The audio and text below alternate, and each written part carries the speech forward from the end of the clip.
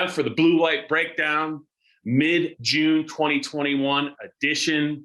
The weather's great. I'm Bob Flounders, joined by Greg Pickel, who is, I don't want to give too much away, but he just is putting the finishing touches on a really, really great addition to his house. I won't say any more. I don't want to overshare, but I'm happy to learn the news. I'm excited to see it. I'll leave it at that. Greg, how are you doing? Rocking and rolling, Bob. Rocking and rolling. Another day in the life. Yeah, so mid-June, but still a lot of Penn State football to kind of talk about. As I said, this is the Blue White Breakdown, PennLive's Penn State football podcast. Even out of season, we're doing a bunch of them, whether it's me, whether it's Greg Pickel, whether it's David Jones, whether it's Dustin Hockensmith during the week, whether it's Daniel Gallen, who's now part of our Penn State team. And I'm sure you guys have noticed his byline. Daniel's doing a great job covering not only Penn State football, but I think he's chipping in with some Penn State football recruiting. He's also covering some Penn State basketball. He's our Swiss Army knife, and I'm happy to have him working on the Penn State beat with us. But Greg, a lot of recruiting news, a little bit of Penn State 2021 football news with some of the first year arrivals now on campus. Before we get to the recruiting, I know the news is a little bit dated, but I just thought for the listeners and the viewers, I'd get your reaction on the news that sooner rather than later, it sure appears like the college football playoff, which is currently 4 teams, which everyone knows, is going to expand. And if it does, it looks like it's not going to be 8 teams, Greg. It looks like it's going to be 12. A lot of people think this is great news for Penn State's football program. It's hard not to see it any other way. But the fact that they went from 4 to 12 instead of 4 to 6, 4 to 8, thoughts on that? A lot. Is it a money grab? What is it? Yeah, it's a good question, Bob. I do wonder, too, if maybe 12 isn't going to be the number when all is said and done. We'll have to wait and see how all these conversations go. I know what the recommendation was, and I think sometimes these things, I just wonder if they put it out there to try and get some reaction and get a feel for where people are at, more so than it being the rock solid written in pen plan moving forward. But yeah, the 12 team thing, I mean, obviously Penn State's a day late, dollar short on it. Same way it would have been an 8-team playoff, I think. But ultimately, I think everyone knew playoff expansion was coming at some point, whether it was to 6, whether it was to 8, whether it was to 12. The way that they're going to make it in such a way that the bowl system still has some relevance, which I guess that was always going to be that way, considering how ingrained it is in the sport, for better or for worse. They're going to play home campus games in the first round under this 12-team proposal. I think that would be interesting, but something tells me the teams that get a bye might be a little bit not thrilled about not getting to host a game at their own place and keep the gate money and everything else. So something tells me there could be some maybe revenue sharing involved with that. We'll have to wait and see how everything shakes out. But yeah, I mean, again, not as total surprise. I think most assumed that this kind of an expansion was coming. Obviously, if you're Penn State, it's not the worst thing in the world, because that means you could get 2 Big Ten teams in much easier if it came down to that, which I think is obviously a plus with the trajectory Ohio State is on. So yeah, time will tell. And this isn't going to be they might make a decision by the end of the fall or whatever, but obviously that contract goes a little bit longer. So this won't be imminent or impactful in the 2021 season, but it sounds like by 2023, they could be moving in a different direction. Yeah. And just real quick, somebody asked me this over the weekend, and I had there have been a 12-team playoff when James Franklin arrived, I don't think there's any question. I think you might agree with me. I think 3 of his teams would have been in it. The 2016, obviously the Big Ten champion. I think that was probably the number 5 seed in the 14 tournament and could have easily been the 4 seed. I think they would have. Obviously, they're in it. The 2017 team that only lost 2 games, including a 1-point loss at Ohio State, where they had a big lead. They also had Michigan State in trouble the next week, lost that game. I think that team, obviously, in the 12-team playoff. And then the 2019 team, Greg, that was unbeaten late in the season, stumbled at Minnesota, and what was considered an upset at the time, played Ohio State tough. I think that those 3 teams for sure are in the playoff conversation. And it'll just be interesting moving forward to see how much this really helps Penn State. Would you agree? Yeah, I don't think there's any question, Bob. I mean, no matter if it's 6 or 8 or 12, there's always going to be arguments about who gets left out and what do you do with a group of 5? And, is it good?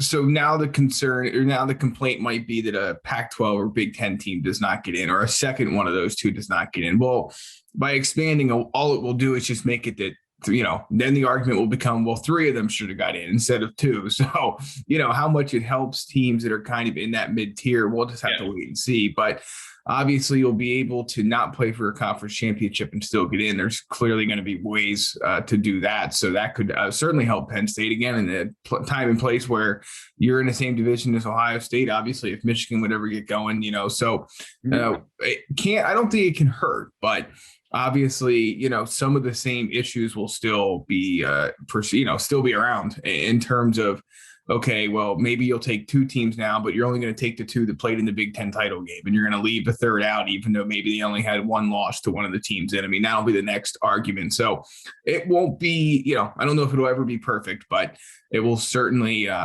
be definitely interesting to follow over the next weeks, months, and years ahead. Sure thing. Okay, let's move it to recruiting, which is right in your wheelhouse, Greg. Let's talk about some players that already have, I think, the Penn State fan base buzzing. A couple of quarterbacks in the 2022 Penn State class that is very highly rated. Bo Prabula from Central York, and also Drew Alar, who's a 4-star, might be a 5-star when it's all said and done. A guy that I think Mike Yursich had a lot to do with getting him to verbally commit to Penn State. Greg, they both have shut down their recruiting. And by that, I mean, they're not really open to, I think, considering anything else other than becoming a Penn State Nittany Lion. That's always a good sign. I think they're 2 of the last verbals to do that. And we bring it up because another kid, Drew Shelton, is going to, I guess, take a visit to Florida. And he's a guy that now you got to wonder if maybe he's starting to think maybe a little bit about maybe a place other than Penn State. What are your thoughts on the quarterback's decision to do that? What does it mean for the class? And how do you view Shelton's potential visit to Dan Mullen's Florida Gators program? Yeah, I guess I'll start with the quarterbacks. I mean, it was no mistake that they put pretty much the same graphic out at the same time with almost identical messages at about, we're taping this at about 10:45 Eastern on Wednesday. This happened about 10:30. So it was certainly coordinated. Certainly they're sending a message as 2 of the leaders of this class that they're locked in, they're ready to go. They have no interest in looking at any other schools or hearing from anybody else or visiting anywhere else. And it comes with Drew Shelton, fresh off a Florida visit, set to visit Penn State on his official this coming weekend. And Penn State, I think, knew or had to know that when he left Downingtown, this is a 4-star offensive tackle who played at one of the Downingtowns, East or West, I can't remember, but he went down to IMG Academy. And the issue is always the same with that. When you get Northeast kids who go down there, suddenly they're a 1, 2, 3 hour drive to Miami and Florida State and Georgia and whoever, and not Penn State and not Ohio State. And that can tend to be a challenge, especially if those schools, especially now when those schools maybe didn't have a chance to see a kid like Drew Shelton or some other guys at IMG Academy in person because of the pandemic.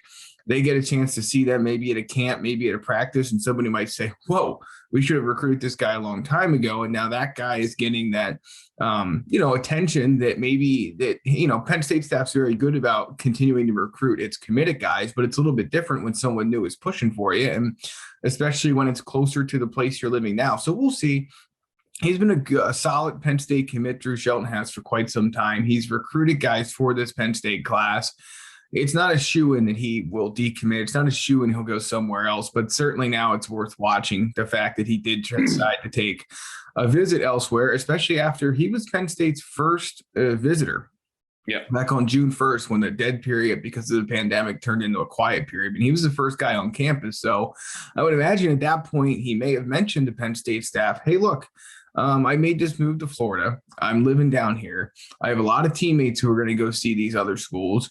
And I might pop up there with them. I might go take an official visit. And if you're Penn State, I think you kind of just have to accept that a little bit. I mean, I know James Franklin's been very blunt about not wanting commits to go see other places, but we're in a different time right now where these guys have not been able to go anywhere for well over a year. And so things like this are going to happen. If you can minimize it with your class, and Penn State has, then I think you just have to accept that the odds are not in your favor, that no one who committed to you is going to take visits elsewhere. Yeah. And plus, Greg, I mean, am I wrong in stating like when talented players at Penn State was pursuing commit to other programs, Penn State doesn't stop pursuing them. I mean, it's right. Kind of one of those deals. So I think you can't really have it both ways. If your approach is you're going to recruit up until the very end, till signing day, even if a kid verbally commits to another program, then you have to be, I think, more than a little bit understanding if kids want to, you only get to do this once in your life, as Michael Parsons used to say when he was considering all of his schools when he decommitted from Penn State, right. Took a bunch of visits, then recommitted to Penn State. If you only get one shot at it, you might as well enjoy it. So hopefully, I think James does understand, but I also understand when a verbal commit that's going to Penn State maybe wants to look around a little bit. There's a lot to see now that the country's reopened. So we'll see what happens, Greg, with Drew Shelton. Greg, let's turn the page to the 2022 class. No, we're already on the page of the 2022 class. I keep getting this year confused with everything. Just runs together. Yeah, it's summer. It's just I'm a little bit ditzy, more than normal. Let's turn our page. Let's stay on the same page with 2022. Now I got it straight. There's going to be a decision, I think, this week involving a Penn State potential verbal commit, a 4-star corner from New Jersey. I want to make sure I get his name right. Jaden Gould of Bergen Catholic, 6'2", 190. My intel, which is basically, I think you told me this, he's down to Penn State, I think, and USC, who's also tearing it up on the recruiting trail. There is a decision coming, I think, Sunday afternoon. Is there not? And how do you kind of look at maybe this kid's recruitment? Yeah, so it comes down to USC and Penn State for him. All the predictions favor the Nittany Lions right now. And this was, when we've talked about this, most of the kids who take visits this month are going to wait until they take all of them and then decide in July or maybe the last week of June. Whereas with Jaden Gould, he saw USC the first week you could go on the road. He saw Penn State last weekend, which was the second week, and he's decided, you know what, I'm going to wrap this up now. I'm not going to wait. I'm not going to string it out. I'm not going to go see schools just for the sake of going to see them, which no one, again, could blame him if that's what he did want to do. But, he's not at that point. He just wants to commit. Things look good for Penn State. They do not have a corner commit right now. Tyrese Mills from Lackawanna College, of course, is the safety committed to them at this point in time. But they don't have a corner. They have a pretty stacked corner board. And I think Jaden Gould's probably going to kick it off on Sunday. So they've recruited him for quite some time. Bergen Catholic's a school that produces a lot of good players. And Penn State's kind of had a hit or miss experience there in New Jersey in general, really, ever since Josh Gaddis left. And that was quite a number of years ago now. So to be able to go in there and get a guy like this is a good sign for Penn State. And I'm sure Phil Troutwine was involved in this, and Terry Smith, of course, Brent Pry. I wonder, if Anthony Poindexter maybe got involved late, but they're trying to pick things up in New Jersey. And this is if they do end up landing Jaden Gould, would be as good a get as any there. And they've had it in a while. Yeah. So we'll have some news hopefully this weekend on the status of Gould, a New Jersey kid, and more importantly, a corner. Penn State's got corners now, but they're good corners, and a lot of them, I don't know that they're going to be around much longer after the 2021 season. Let's just flip real quick to the 2023 class. Another player that has Penn State on his radar in his Final Four. Some Philadelphia Eagles fans might remember the last name of this player. We'll get to that in a minute. Linebacker Josiah Trotter, 6'2", 225. St. Joe's Prep. There's a little bit of a Penn State pipeline in the years past there, but he's down to 4, Greg. He's down to Penn State. Unfortunately, he's also considering Ohio State and Clemson along with South Carolina. Greg, your thoughts on Josiah, Penn State's recruitment of him, and maybe where they kind of stand with Trotter? Yeah, it's a great thing to make his top 4. There's no question about that. And I think it goes to show that Penn State have some nice momentum right now with some 2023 guys. and the future, and more than just this cycle that we're currently in. But the flip side of that, Bob, is obviously his brother just committed to and signed with Clemson in the last cycle. Two St. Joe's guys, Kyle McCord and Marvin Harrison Jr. went to Ohio State. So, yeah, I think you kind of have to. Now, look, St. Joe's preps, they send kids everywhere. And there's not package deals. And there's typically not guys who say, well, I want to go to X because my teammate went to X, or I'm going to go to Y because my brother went to Y. I mean, the guys there, they go just about everywhere. I mean, so you don't want to lock a guy into a Clemson or Ohio State and just roll out Penn State and South Carolina just because of what's happened to that school previously. But it's going to be a tough one, no question. But here's the thing. Assuming he's a guy who's going to let his recruitment play out, you have a long time to recruit this kid before he even considers official visits and signing on a dotted line with somebody. So good start, assuming he keeps his list this way and doesn't cut it. Penn State would have to get an official visit, seeing that you get 5 and he only has 14 under consideration. So, they're in a good place here. Obviously, it's going to be an uphill climb with the other schools that are involved, but you got to at least get to this point to have a shot. And now that Penn State has, it does. Yeah. Josiah Trotter is the son of Jeremiah Trotter, a tremendous middle linebacker for the Philadelphia Eagles. I think it's been a couple of decades, but boy, big thumper inside, played a long time on some really, really good Philadelphia Eagle defenses when they were really good. Heck of a player. If the son is a chip off the old block, I think that's the expression, he's going to be a really great get for a major college program. So we'll see how the recruitment of Josiah kind of plays out for Penn State. As you met, when Clemson and Ohio State are in the running against Penn State, I mean, Penn State's going to win some battles, but more often than not, they're serious players whenever they're involved. So we'll see how that goes, Greg. Before we turn to our last bit of news involving this year's Penn State team, just tell our viewers and our listeners what they can do just to kind of get the Blue White Breakdown podcast, whether it's on on Spotify, whether it's they want to see the video version of it, or whether they just want to read link to a post we have on PennLive and how they can get it early. Yeah, Bob, it's the Blue White Breakdown podcast. You can find it on Apple, Stitcher, Spotify, Google, or wherever you get your audio. YouTube.com/allpennstate is where you'll find the video. And we'll be right back after this. Okay, the Blue White Breakdown. We're about to wrap this bad boy up. We're about 18 minutes in. It's went tremendous. It's been very smooth, even though I'm having trouble talking today for some reason. It's early in the morning. Happy hour is still like 6 hours off, Greg. So I can't blame that. But Greg Pickel and Bob Flounders here to wrap it up. So Penn State, the rest of Penn State's true freshman class, I think, or most of it, is now probably on campus, or they should be on campus. You had a post on PennLive recently making note of some of the additions to the roster with some heights and weights.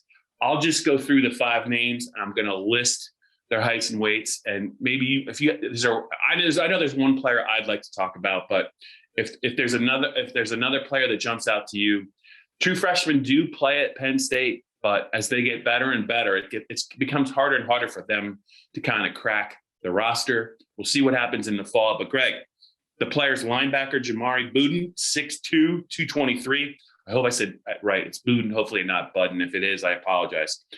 Jalen Reed is safety, a big safety, 6 foot, 213. Wide receiver Trey Wallace, 6'1", 187. I believe I wrote that down correctly. Corner Zakee Wheatley is 6'2", 190. And last but not least, offensive lineman Eric Wilson, 6'4", 320. Greg, he is the transfer from Harvard. Very talented player in the Ivy League. Did not play in 2020. The Ivy League did not have a pandemic season, so he's a little bit rusty. Versatile lineman with size. I know you talked to him a few weeks back, and he's the player that I am really interested in because for a couple of reasons. I think there's still some competition to be played out on Penn State's offensive line. It's great.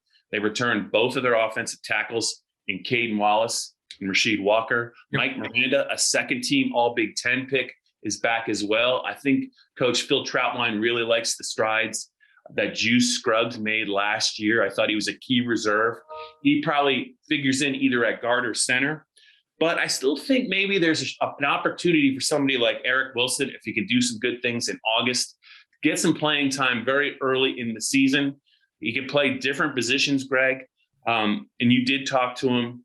How do you view him? And even though he didn't get to participate in spring, even though he didn't play in 2020, he's got a pretty nice little track record. I know the Ivy League isn't the Big Ten, but when you look at him and you look at Penn State's offensive line, how do you see him fitting in August and maybe early in the season? Yeah, I mean, he's a really interesting guy to me, Bob, because you do have some guys back inside. I think we all assume Mike Rand is going to be the center. If Juice Scruggs continues on the track we saw during spring practice, and as long as his health is good, he seems like a starting guard. But you did lose CJ Thorpe, and you have some guys in there with experience, but Eric Wilson has experience too. I mean, I know the Ivy League's not the Big Ten, not the SEC, but he was a all-conference pick. I think that counts for something, even though it's been quite some time since he saw game action. And, you know, I think Penn State sees with him a guy that maybe does come in and start for you, but at absolute worst, he's a good presence to have in that room. He's probably a guy who can be in a rotation if a rotation is needed,